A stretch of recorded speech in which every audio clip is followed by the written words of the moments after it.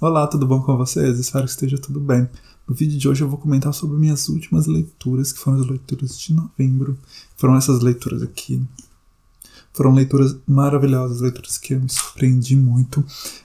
Foram leituras também, não foram fáceis, devido ao contexto que está envolvido aqui, sobre falar de uma realidade, sobre falar de vidas, sobre falar de violência. Então tem alguns gatilhos aqui, tem cenas muito violentas em determinados momentos, mas acho que é muito importante também para a gente ter uma noção de totalidade, para a gente se entender também e no ambiente que a gente está inserido e entender que essas coisas acontecem e procurar não banalizar, mas também teve momentos cômicos. Foi uma experiência bem interessante. Eu vou começar com o primeiro aqui, é A Metade Perdida, da Brit Bennett, um livro maravilhoso que me surpreendeu assim, com tamanha força, e ele me fisgou desde o início. Foi uma leitura bem fluida, e é um livro que fala sobre escolhas, um livro que fala sobre escolhas dentro de um cenário de imposição, em que não se há muitas aberturas, não se há muitas possibilidades, mas ainda fala da tentativa de fuga, da tentativa de se encontrar, e também fala dos desencontros e fala do peso dessas escolhas, né, que também não são escolhas fáceis. E aqui nós conhecemos as duas irmãs gêmeas, que são a Desiree e a Estela. São garotas negras vivendo em uma comunidade de pessoas negras, só que essa comunidade ela foi fundada com o intuito de aceitar apenas pessoas negras, mas que tenham um tom de pele branco, que tenham traços que não pareçam com traços de pessoas afrodescendentes. E por aí você já pode imaginar como é essa comunidade e como que se implica na vida das garotas. Elas, por fim, decidem fugir, porque elas não concordam, não se veem representadas ali. Nesse certo incômodo, elas acabam fugindo sem avisar para ninguém, e sem mandar notícias por anos, até 10 anos depois que uma delas volta com uma criança no colo, uma criança de pele retinta. E isso causa todo um rebuliço ali naquela comunidade, né? E com a própria mãe também, que não havia notícias. E nesse inteirinho, vamos ir conhecendo essas duas irmãs, como que foi essa fase inicial delas da adolescência.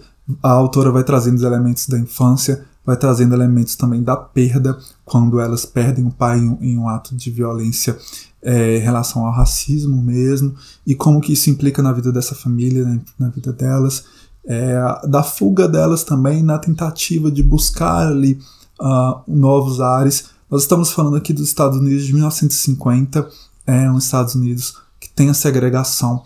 Essa parte que acontece, essa história, é no norte, que ainda assim tem uma certa melhor compreensão do que no sul, mas muito disso é um racismo também encoberto, e é visível aqui na medida que você vai lendo o livro.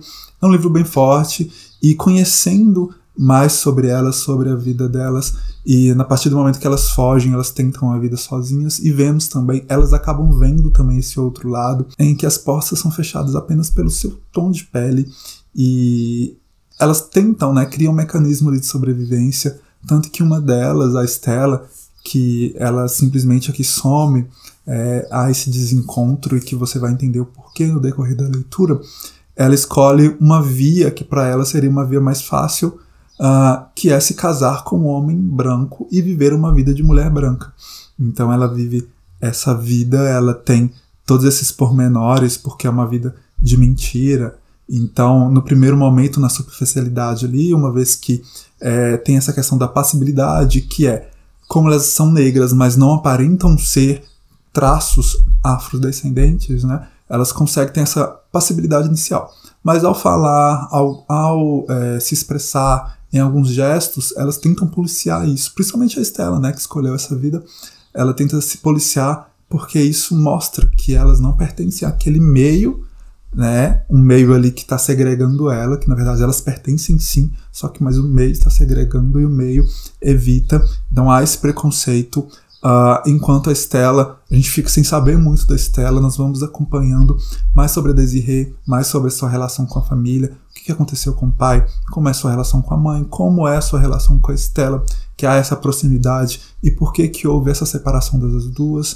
E assim, é uma leitura que ganha camadas na medida que vai avançando, em que dá essa toda a prospecção da vida delas. Há um salto aqui, a criança que vem junto com a Desirê, né, a sua filha. Nós vamos ver como que foi o crescimento dela nessa localidade. Temos o salto também em que ela vai para a universidade, uma outra visão também de totalidade. Ela traz elementos próprios também, traz suas dificuldades acerca de N situações em relação ao racismo. Ela é uma figura bem interessante também. E, inclusive, nesse momento, a autora abre também para outras pautas. Nossa, é muito bom o livro. E, assim, o final é muito tocante. É um final daqueles finais que você fica, assim, né, sensibilizado. Assim, indico muito. Ah, e lembrando que foi 5 estrelas. Bom, e o próximo livro foi Eu Sei Porque o Pássaro Canta na Gaiola, da Maya Angelou. E foi um livro surpreendente.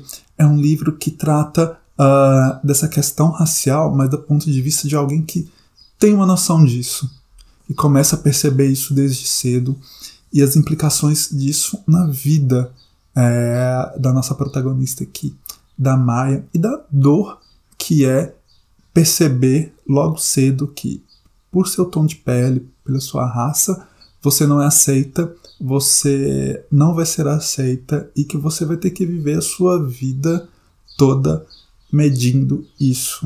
E a grande mensagem desse livro, pelo meu entender, foi isso, foi esse contexto que traz. E também a autora consegue assim, escrever de uma forma muito poética, de uma forma muito lírica mesmo, trazendo vários elementos da vida, da sua vida, e é muito visceral mesmo, porque a gente saber que foi uma realidade ali, que a autora está trazendo e está relatando para a gente, é bem forte. Aqui nós conhecemos a história, né, da Maya como criança no sul dos Estados Unidos. Então o sul, que é uma área em que o racismo é muito mais forte, que é uma segregação muito mais forte. Então nesse momento aqui, nós conhecemos essa personagem, que ela vem do norte, enviada pelos pais a morar com a avó, que ela até chama de Moma. Ela e o irmão Bayo vêm junto, e juntos ali eles têm que acostumar com essa cidade, né, que é Stamps. E um ponto importante, que é uma comunidade também de pessoas que são segregadas. Então temos aqui um mercado só para pessoas negras, que é um mercado que a avó dela administra. A avó é uma figura muito forte, a avó é uma figura muito simbólica na vida dela, como referência também, porque ela soube ali se virar da forma que pôde e conquistar algumas coisas, e ao passo também que ela é muito ligada às tradições, muito ligada ao passado, então é uma figura assim, muito forte, muito emblemática, e a Maya encontra muita força nessa figura da avó. Então nós temos assim, os dois, enquanto crianças ali, na ausência dos pais, e nesses perigos que o Sul ainda apresenta, apesar de todo o movimento que teve de emancipatório, identitário, e ainda assim tem muito a se trabalhar até hoje, né? Nós sabemos disso. A avó, através de um episódio que acontece, a avó fica muito preocupada e decide mexer os pauzinhos dela para fazer com que eles voltem para o norte, porque lá eles vão estar mais salvos. Eles voltam a morar com a mãe. Então nós vamos conhecer como que a mãe dela, uma vida assim muito própria também, a forma com que ela consegue sobreviver. E a Maya passa por vários momentos difíceis, muito complicados, tem relação também com o irmão e a mãe, tem problemas familiares em relação a isso. A figura do pai também aparece aqui em alguns determinados momentos. E assim, é uma leitura muito boa, a autora consegue ainda trazer momentos cômicos. Você se vê rindo assim inesperadamente depois de alguma situação que a autora traz e que você não esperava que sairia algo cômico dali.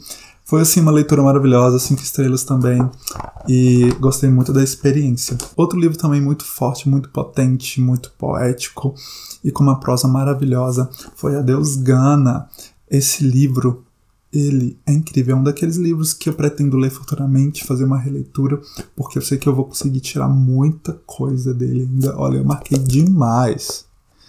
E vocês não têm noção de como isso aqui é bom, de como que a estrutura desse livro é muito única. A autora conseguiu trazer vários elementos ali muito interessantes e que prendem e que conseguem, nessas poucas páginas aqui, trazer vários elementos importantes que caracterizam a vida de pessoas vivendo em outros territórios, né? Então aqui a gente tem saltos em relação de tempo, saltos em relação a localidade, como Estados Unidos, Gana. E é um livro também que fala sobre o fardo, sobre o que conseguimos carregar ou não, e como que isso também pode interferir nas pessoas próximas a gente, além da gente. Aqui, basicamente, aconteceu um episódio muito forte na vida dele, em relação ao emprego dele, em que ele é designado a fazer uma cirurgia de uma pessoa política importante na cidade, só que essa pessoa não tinha muita chance de vida, e ele não conseguiu salvar essa pessoa, só que aí alguém deveria pagar o pato em relação a isso. Então ele foi expulso, e ele não consegue lidar com isso, ao passo que não consegue lidar com a família em decorrência disso também, por se tratar de uma pessoa que se figura ali como algo a ser espelhado. Então ele acaba abandonando a família, e ele abandona a esposa e seus filhos. Então vamos acompanhar na vida de cada um os impactos disso, também na vida da esposa, que também não consegue lidar com esse fardo que surge para ela, e nesse momento ela acha que o melhor a se fazer é seguir sua vida de uma forma diferente, e isso que ela faz também. E a forma com que vamos conhecendo a vida desses filhos é uma forma muito interessante, como a autora mostra, ligando ali fragmentos e vamos conhecendo a visão de cada um. Então, há saltos do tempo, há saltos de território, além de Gana, Nigéria, tem também ali os Estados Unidos. Como a família estava nos Estados Unidos quando isso aconteceu, ela se separou depois, cada um teve rumos diferentes na vida, depois ao reencontro de cada um deles devido à morte ao pai. Então há essa aproximação, há feridas abertas ali que vão ser trabalhadas, e trazendo essa questão mesmo, dessa questão do fardo que cada um carrega, das escolhas que cada um fizeram, e como que as escolhas dos pais vão implicar nas vidas dos filhos, na formação deles, e como as feridas ficam abertas, e como também podem ser remediadas ou não, e tudo em torno ali dessa figura paterna ausente, dessa figura paterna que os abandonou. Então, assim, é um livro muito forte, é uma poética, assim, maravilhosa, indico demais e super, assim, favoritado. E lembrando que esse livro também traz elementos da guerra do Biafra, que é uma guerra que aconteceu na Nigéria, que inclusive é tema também desse livro, que é o último, que é meio só amarelo. Esse pequeno calhamaço aqui, da Chimamanda, é um livro muito bom. É um livro que ele traz elementos aqui da história, elementos da guerra, ele consegue pincelar muito bem essa questão da guerra civil que aconteceu na Nigéria, né? De um lado havia a Nigéria e de outro havia esse movimento separatista revolucionário do Biafra, que são pessoas Igbo. Os Igbos, eles pertencem à elite ali da Nigéria e que viviam dispersados, né, em todo o território, porque a colonização, um dos impactos da colonização inglesa aqui, nessa consideração em relação à territorialidade da Nigéria, foi que não considerou as diferenças culturais que há ali em toda a Nigéria, e que até então limitou-se territórios e não considerou a cultura de cada um deles. Isso repercutiu em conflitos, em atritos entre comunidades diferentes, e os Igbos foram uma delas. Resolvem fazer esse movimento revolucionário separatista, e o ponto principal aqui do livro, além da guerra, é contar a vida das pessoas e trazer um olhar sobre o impacto da guerra na vida dessas pessoas. E vamos conhecendo essa história a partir do olhar de 3 personagens principais. A primeira personagem é a Olana, que é uma Igbo, então ela é estudada, ela tem condições ali, então tem uma visão muito própria, e nós vamos ver também como que é o estilo de vida dela. Outro personagem é o Gu, que é alguém pobre, que vem de uma vila muito pobre e que vai trabalhar para Odenigbo, que o Odenigbo, inclusive, se relaciona amorosamente com a Olana. O Odenigbo é um professor universitário e o Ugu vai trabalhar para ele nessa casa. Então vemos também a visão própria do Ugu sobre a sua vida. Vemos ali que ele não conhece muita coisa, vemos como que é essa parcela da sociedade que não tem acesso a muitas coisas. E é bem interessante ir acompanhando. São personagens que vão ganhando forma e nós vamos apegando a eles, assim como também o terceiro personagem, que é o Richard, que é um inglês que vem, é um jornalista, ele vem para fazer um livro. A intenção dele, ele é uma pessoa que gosta muito da história da Nigéria e da arte. e acaba se relacionando com a irmã da Olanna, que é a Kainene. E a Kainene também é uma figura muito forte, muito emblemática, é uma personagem muito maravilhosa. E vamos vendo todos os outros personagens em decorrência dessa aproximação deles, todos os percalços, vamos ver as motivações dos Igbos nesse movimento separatista da Biafra. Vemos também a guerra, que é muito forte, a autora consegue trazer esse relato bem impactante, então temos essa visão bem clara pra gente. Cada personagem aqui, nós ficamos muito envolvidos, são muito bem construídos. Para quem conhece a escrita dessa autora, sabe o quão bom e quão envolvente é a escrita dela, então foi uma leitura assim, maravilhosa do início ao fim, e que tem um final também bem fechado ali. É uma trajetória através dos anos, são 3 anos de guerra, a Olanna se relacionando com a Denigbo, tendo uma filha, a filha crescendo nesse ambiente de guerra, as dificuldades de guerra, as atrocidades, as violências, a fome, como que o restante do mundo reagiu a isso, e também como que ele se sentiu injustiçado em relação a vários aspectos. Então, há toda essa questão política que é trazida aqui no livro. É incrível essa construção, assim, indico demais. Foram leituras muito boas, cada uma delas ali trouxe elementos muito importantes acerca de uma temática que precisa ser lida, discutida, e gostei muito dessa experiência. Eu espero que vocês tenham gostado também do vídeo. Já quero pedir o like e pedir também, se você não é inscrita ou inscrito no canal, se inscreva, compartilhe esse vídeo com pessoas que você acha que vai gostar, que vai ser muito importante para esse vídeo alcançar mais pessoas, para o crescimento do canal. Muito obrigado e até o próximo vídeo.